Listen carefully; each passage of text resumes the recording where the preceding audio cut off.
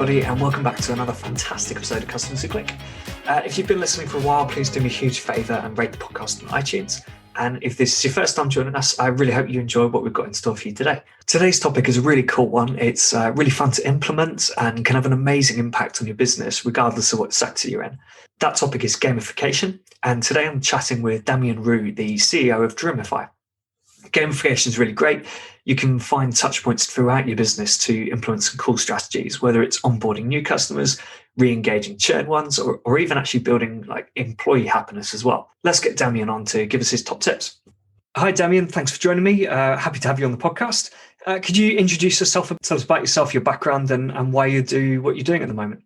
Yeah, hi Will. Thanks for inviting me. Damien Roux, I'm a senior executive at Gamification.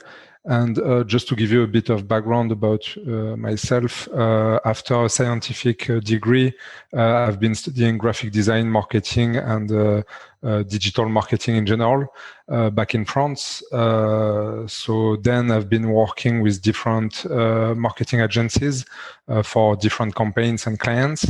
And then very quickly, because I always kept like projects on the side for me, and so we with a school friend we decided to start our own business.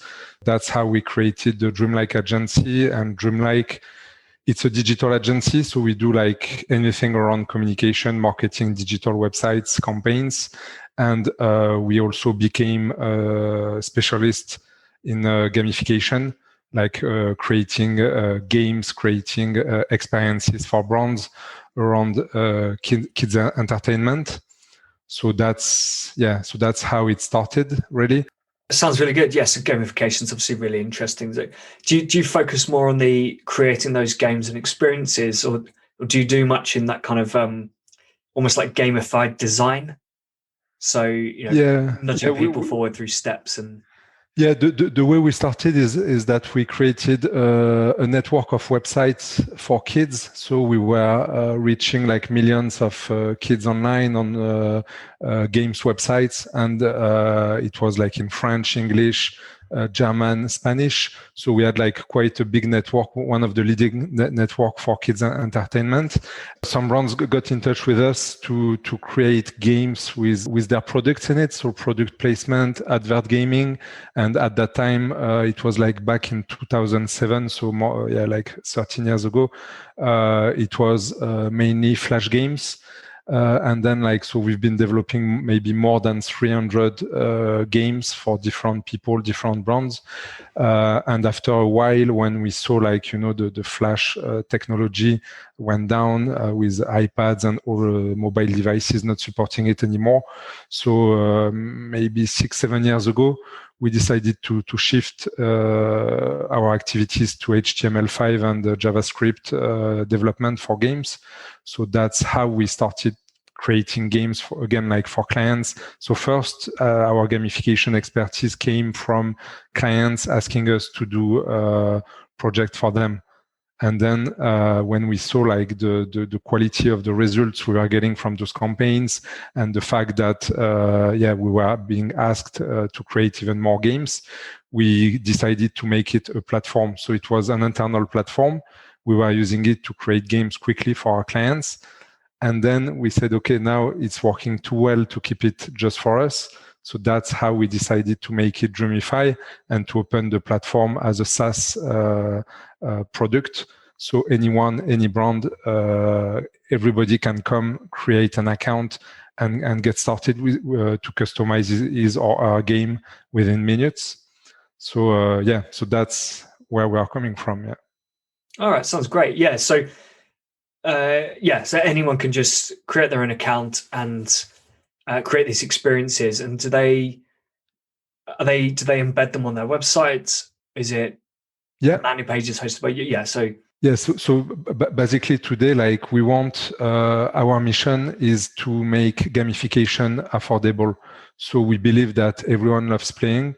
So we know that as soon as you embed a game, or you integrate a gamification experience within a marketing campaign, or e-learning program, or a serious game, or if you want to communicate, games are a great tool to get your message across.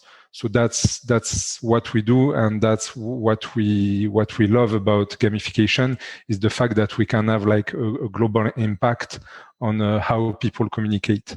Just because games are engaging, and no matter which topic it's about, you will always find an angle to gamify a topic or a marketing message.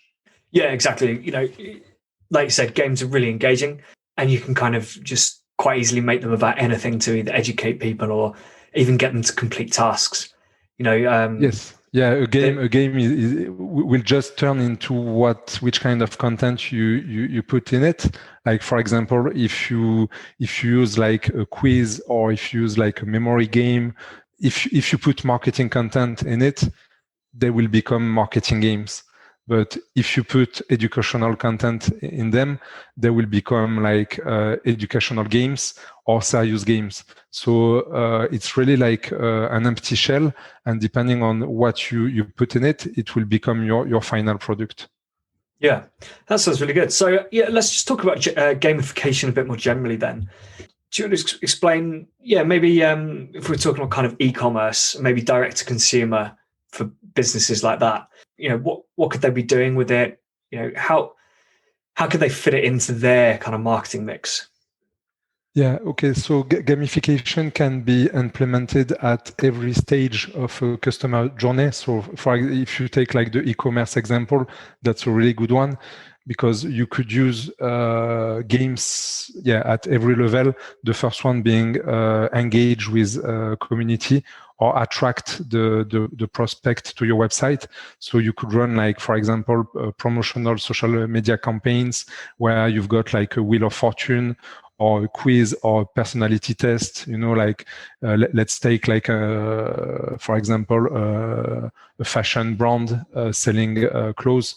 You could start with, a Wheel of Fortune saying, okay, get 10% discount, spin the wheel and get a chance to win discounts to spend on our website, or answer this personality test about which kind of fashionista are you, and based on the result we will tell you, okay, this kind of range of products is a good fit for you. So you've got many ways to engage with clients on e-commerce approach. So the first step is to bring people to your website. So you create a game, you engage with them, you give them a reward or a discount, and this will give them like they will want to go on your website and maybe buy more. So the good point of using games to engage with potential clients is the fact that, for example, if you post a game on social media, you will be able to extract the data from those social media, meaning that, let's say you've got 100,000 people following you on Facebook. It's great, but you don't really know who they are because they are just followers and they are not people that you can reach in another way.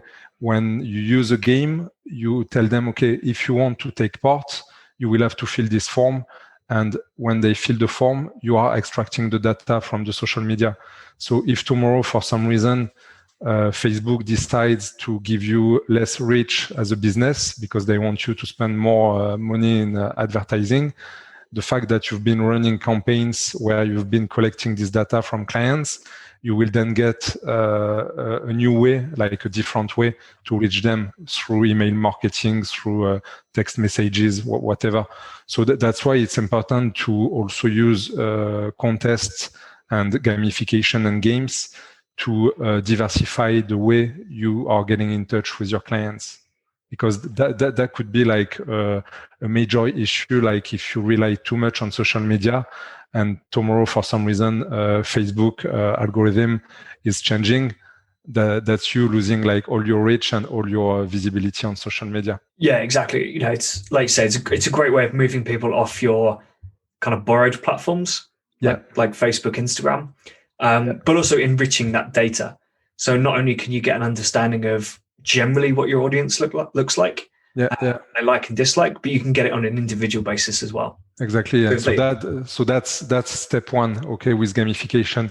Then you've got once people are on your website, once they came to your website, you've got other ways to engage with them. Like for example, you could create a game. Like when they reach your homepage or whatever page on the website, you could tell them, okay, let's do like a small treasure hunt on the website. So go in this page, go in this, create an account, and so on. And when you go on those pages, maybe you are getting maybe more chances to spin the wheel of fortune, let's say. So you could have people coming, and when they reach your page, you tell them, okay, now go to that page and you will be able to spin the wheel. So they go, they spin, maybe they lose. And then you tell them, okay, now create an account. And when you create an account in your profile page, you will be able to spin again. So in a way, it's like you are creating some kind of discovery path for them to go through different steps on your website, but using gamification, because the fact that you are telling them every time you do something I want, you will get a reward by spinning the wheel or playing a game or whatever. This is the kind of addictive mechanic you can put in place to get people do what you want to do. So in this sense, gamification is really powerful. And we've been running a campaign for a client that wanted his customers to discover like many different sections or services and functionalities of his mobile application. And every time you were discovering a new section, you are getting a chance to spin. And this way they managed to get people, like the onboarding process was really good because people went through all the steps and were able to spin the wheel and win prizes. So that's a second way to engage. Yeah, I mean, you see it obviously in actual mobile games a lot. If you run out of lives or something, or like a kind of Clash of Clans. That's right. I don't know if that's really about, but that sort of game, you're limited in the certain things that you can do. But if you want to do multiple of them, you can pay. Well, normally exactly. pay. Yeah, or but watch a video. Yeah, in other games it will let you watch a video or fill a survey or something like that to give you that ability to move on. Yeah. Now in e-commerce, obviously that's a bit difficult because you're not stopped from doing anything at any point. If you want to go buy a product or buy multiple products, the site doesn't go, well, you can only buy one product at a time unless you unlock this. But what you can do is get people to visit key areas of the site and see certain things. So for new customers, if you know that people who take this certain action on your website are 50% more likely to convert, then you can gamify that and say, well, you'll get an extra spin of the wheel if you go to this page and select your size preference. Yeah, exactly. Yeah. And then if you want to take it even further, you could also reward people for their purchase, meaning that we've done like many integrations with e-commerce websites where you go on the website, you buy products. And after the thank you page, the confirmation page after the checkout process, you are given, again, like I'm keeping this example, but you are given a chance to spin the wheel one more time. So we've done it for like a hotel booking platform where people, after they were booking a night on the platform, they were given a chance to spin the wheel, for example, to win a bottle of champagne, like champagne on the room. So this worked really well.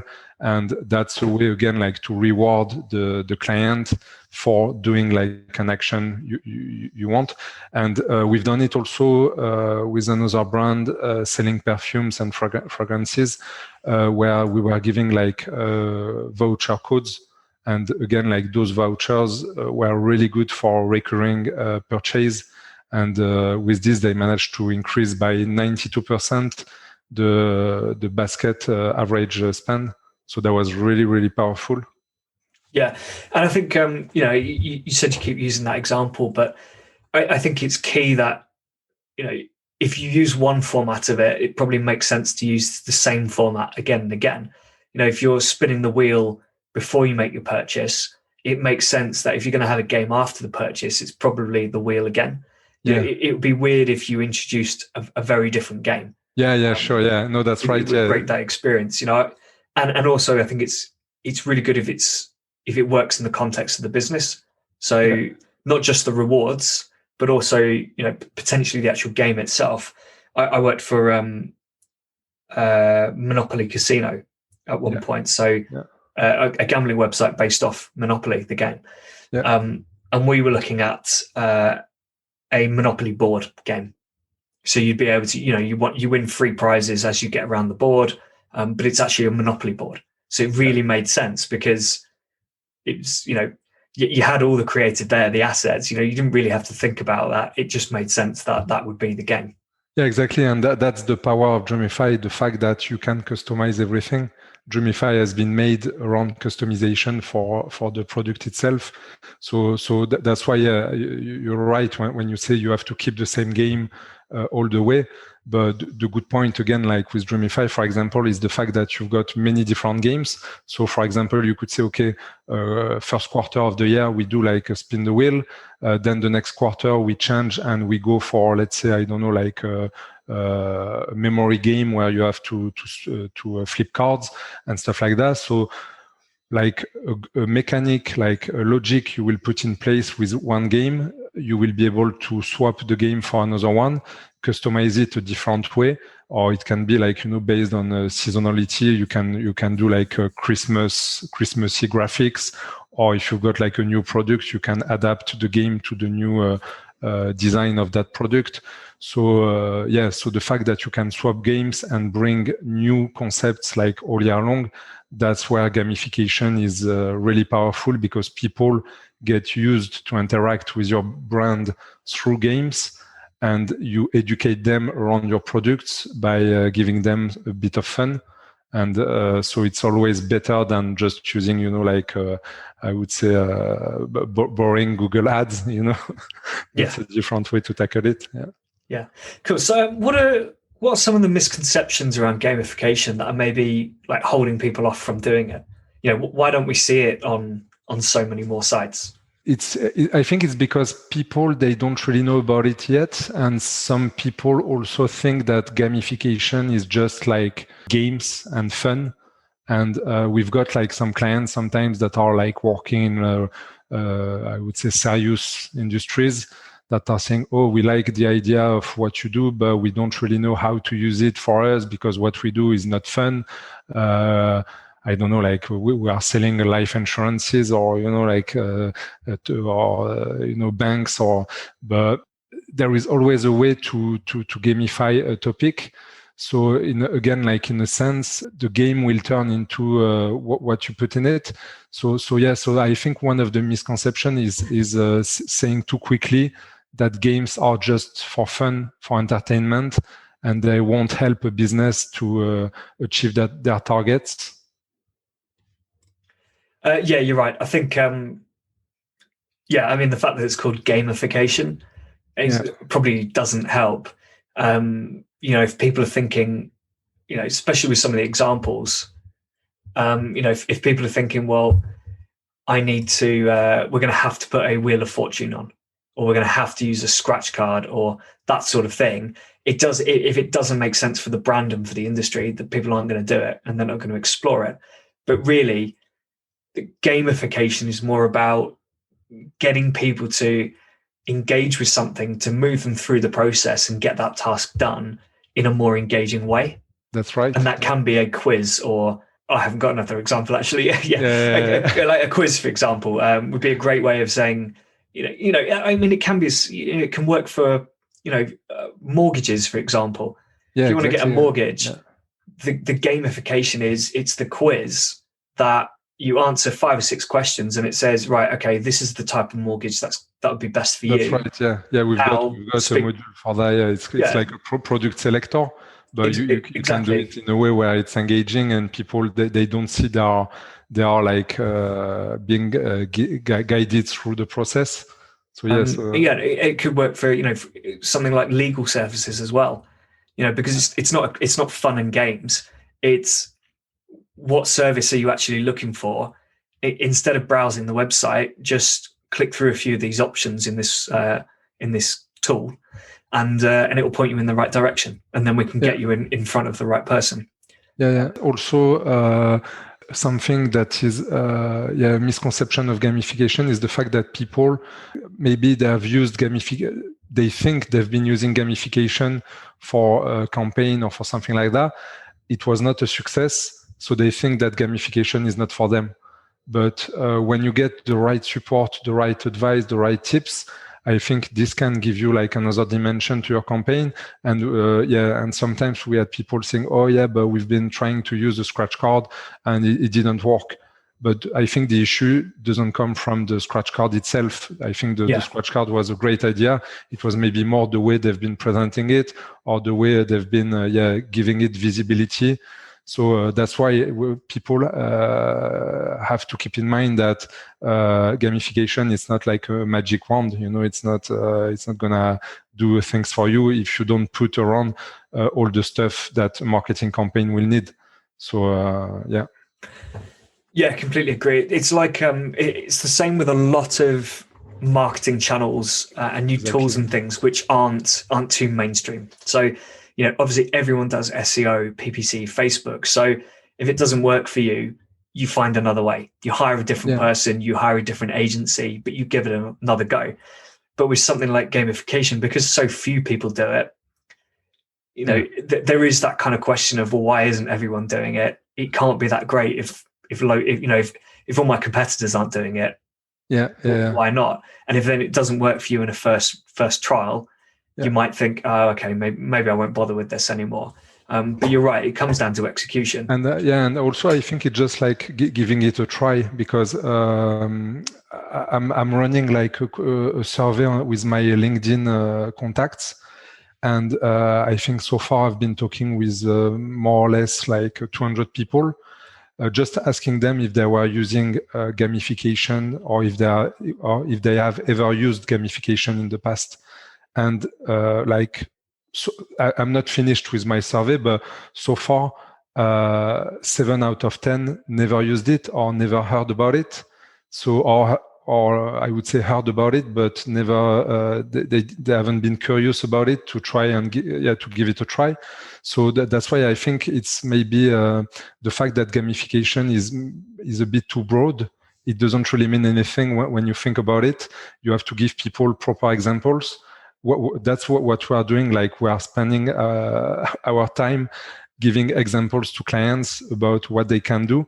But until they give you a bit more context about their project and what they want to do, it's hard to make it like a generic. Like, not all games will work for everyone.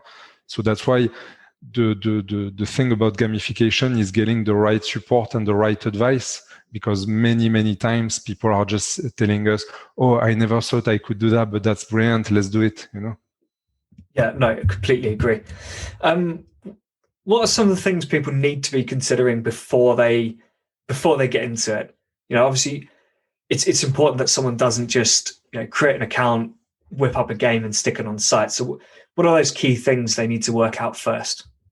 Okay, so the very first step, I think, is to make an inventory of what's available in terms of communication channels. So as I said, like you can have like a game, but if you don't promote it properly, you won't get any leads or you won't get any conversions. So that's identifying the communication channels to define which kind of reach you can get. Then the second part is not to get onto the game straight away without a plan, like meaning that you have to get creative and you have to think about, okay, which kind of concept is going to work with my customers.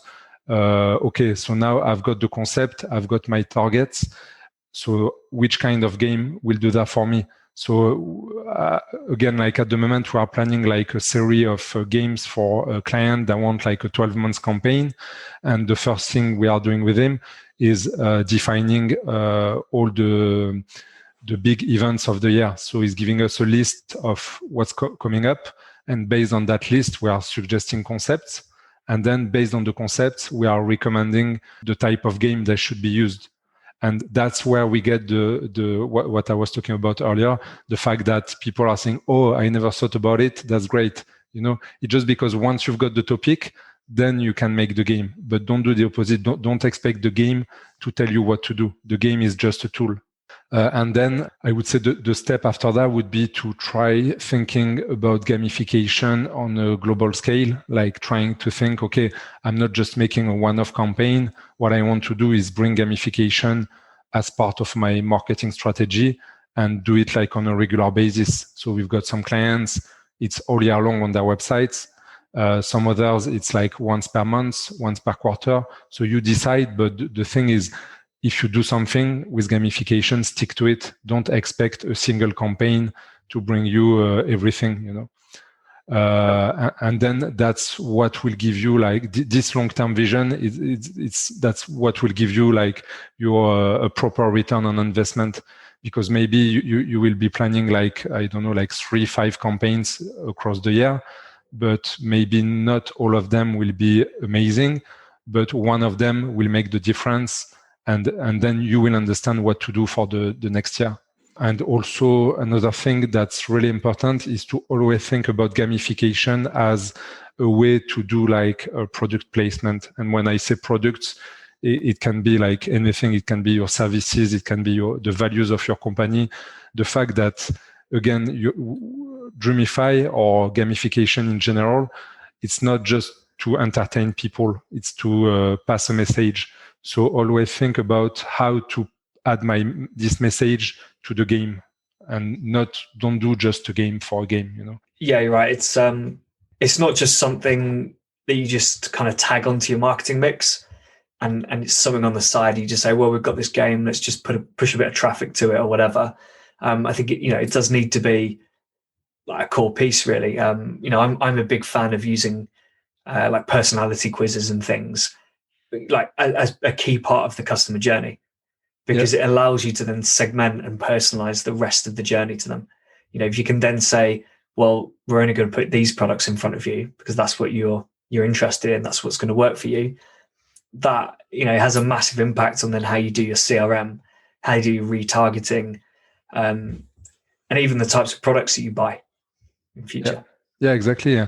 And all this is just because what we have to understand and remember about gamification is that gamification can trigger deep emotions, feelings, because we've got like many games or many campaigns that we put in place where we are targeting like some kind of addiction effect. The fact that, okay, I'm playing, I've lost, I want to play again. I'm losing or I'm winning a little something, I want to play more. So that's this repetition that is really good, and that brings the addictive aspect of a campaign, and people will remember your brand, your products, if they get kind of addicted to your marketing campaign. And that's how games can help it, because if you tell people, okay, watch a video, nobody's gonna watch a video 3 times. But then if you give them a game to play, maybe like we've seen people in the past, like even recently, playing a game like up to 30 times. So when you play a game 30 times, you're not going to forget about it, So that's why you get your message across through this repetition and the fact that you are triggering like feelings and emotions from people with games. Yeah, exactly. Like if someone's playing it that many times, they've definitely remembered it. They're definitely coming back again and again. But obviously, it's important that you haven't set up the game in a way so that people are only coming back to your website to play that game. For sure. So making sure that you're not just giving away rewards or or even just attracting the wrong people. If it actually is a game that people are just finding kind of fun and engaging to play, you're just driving traffic to your website but not achieving anything. Yeah, that's right. But yeah, so that's why one thing that's working really well is what I was talking about earlier, is the fact that you can ask people to make actions between 2 game experiences. So and for example, when I'm saying, okay, someone is playing 30 times, that's when you run a campaign for 4 or 5 weeks, for example, and then you tell people you can come back and play again like every day. So some people, for sure, the one that is playing 30 times across the months, that's someone that is like addicted to the game and they want to win something, because each session every day was giving you points to put you up in the leaderboard. So yeah, so obviously those people might be the ones that want to win the prize for sure, and that are only focused on the prize itself, but still they are still playing with your products, they are still in contact with your brand, so they will remember you anyway. And then you've got the other people that might come to play like 3, 4, 5 times across the months, and those people are your target and are maybe your existing clients or new potential clients. Yeah, exactly.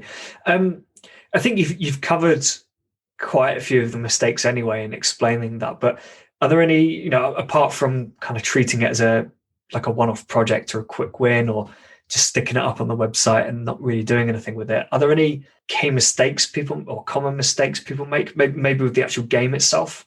Yeah, that's what we said. Yeah, the fact that some people could have like a short-term vision and just like run a one-off campaign with, and then think, okay, this campaign didn't work, so it's not working for me. The fact that you have to communicate and make the promotion around your game if you want it to succeed.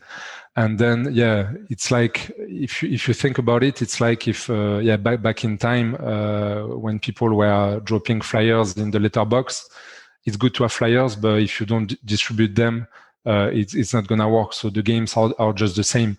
That's a tool like a flyer, but if you don't give it to people, people are not being engaged with them, and you will never get your return on investment.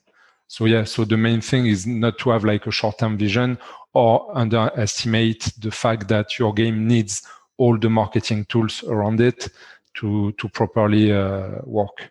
Yeah, absolutely. Yeah, it can make sense, really. Do you see any kind of trends coming in the way, in the way businesses use gamification? So obviously not. Hopefully, we'll just see more of it. But in the types of games that we're going to see, or maybe just how customers interact with them or want to interact with them. So I don't see like any particular trends, because I think games were there before us and will be there after us. So games are universal, and most popular game mechanics are just like evolving with time. So before they were on paper, then they came into Flash technologies, now web applications and apps and stuff like that. So I think it's more like how deep they will be integrated. Like you can see that all sectors now are trying to gamify everything, like the customer journey, or businesses that are trying to gamify the e-learning programs for their staff. So I think gamification is just, especially with the current pandemic, the fact that people are working from home, it's all remote, we spend our day in front of a screen, and we lost this kind of human feeling. Gamification can be a way to bring back this kind of interaction with between people, or at least when you play a game and your colleagues, they've been playing the same game, it can be like a conversation starter or something like that. So it's more like for me the trend will be the fact that gamification might become more and more mainstream, but again it has to be done the right way. It's interesting what you were just saying there, actually. Obviously I'm self-employed, I work on my own. It's not an agency, it's just me as a consultant. So my interaction with people, particularly the last year, has been pretty low. I've had lots of sales calls and I've got clients, so I have chats with them, but it's a little different. I don't have those. I haven't got a colleague sat next to me anymore, or I haven't got someone at a hot desk. So these could be really good ways to build that networking and that interaction with people. I really like. There's a website called Lunch Club, which you put in a few key requirements, and then you give it a few calendar options for when you're free, and it will just book you a meeting with someone, which I think is really cool. But they potentially could go a little bit step further with some gamification to really create those good matches. Exactly. I've had some great conversations, but that's kind of it. They've just been interesting conversations with new people. If they were a bit more targeted, and did that through gamification, that could work really well. So, but that's a concept we. It's funny because that's a concept we're working on with a client. It's like some kind of business-like, Tinder-like gamification experience where basically you have to swipe a selection of people that are in your company. Based on interest and like three different. I can't tell you more, but based on three different factors of their profile, you have to swipe them in different rounds, and then you end up with a short list of 3 people. And out of those 3 people, this will organize you like as you said, like a meeting. So that's the idea behind it, like trying to have like a Tinder like approach for business. So is that internally, did you say? So it matches you with colleagues, just maybe colleagues you haven't met. But this can be expanded, like it's like that just now because that's a request from a client, but this could be expanded. You could say, okay, now you've got a community of graphic designers on Facebook, put the game in there. If you are the group owner, put the game in there. People will sign up and say, okay, I'm Will. I do graphic design. I like football and so on. And then you could recreate the atmosphere of your hot desk and your co-working office just online this way by matching with people with the same interest as you. Yeah, no, I really like that. It's a really cool idea because obviously because of the pandemic, I have been looking for more kind of networking opportunities and just meeting people who I can have an interesting chat with. I'm not even looking for kind of business development networking opportunities. It's literally just to these people. Talk to people. Yeah, just talk to people. Just getting quite desperate now. It's just it's been too long, but and the thing, okay. So one of I missed one. Then one of the trends I see is the fact that, and we can see it just now, is the fact that event agencies are going to change the way they operate drastically. Like we are working with Dreamify, the fact that we've got games available and stuff. We are working with a lot of event agencies, and those guys before they were like putting games on during exhibitions or like things like that for the real life events, and because like everything has been cancelled or postponed, like now all the events are going digital. And we can see that our games are still valid because now instead of being on the stand at the exhibition, they are now directly on a Zoom conversation or like a Microsoft Teams live meeting. So for us, we didn't change the way we offer our service, but for event agencies, they are recreating the way people are going to do events in the next 10 years, I think. Yeah, definitely. It sounds really interesting because I've done a few online conferences and I don't find them particularly great, to be honest. But keep in mind it's been only like 6 months or so where so it's like early stage, but with what we can see coming from our clients, I think like in the next couple of years we will see like huge improvements in how digital events will be made. And that'd be really good. Gamification is a huge part of it. Like the fact that you can have like a speaker talking about something for an hour, and after this hour of half an hour of speech, then you tell people, okay, now we've got a client that did that. Like they tell people, okay, now let's meet at the arcade, and in the arcade there are Dreamify games, and people can play the games for 15 minutes and then come back for the next session. Oh, that's cool. So go check them out. So, do you have any pet peeves when it comes to marketing? I would say maybe one. That's when people are sending like automated marketing emails and they don't put like the unsubscribe link in it. So that would be the main one and maybe the only one. Yeah, I mean it's illegal, really, isn't it? So no, it's not even about the legal aspect. It's just annoying. Like when you don't want someone to email you like 20 times and there is no unsubscribe link. So that would be the only one.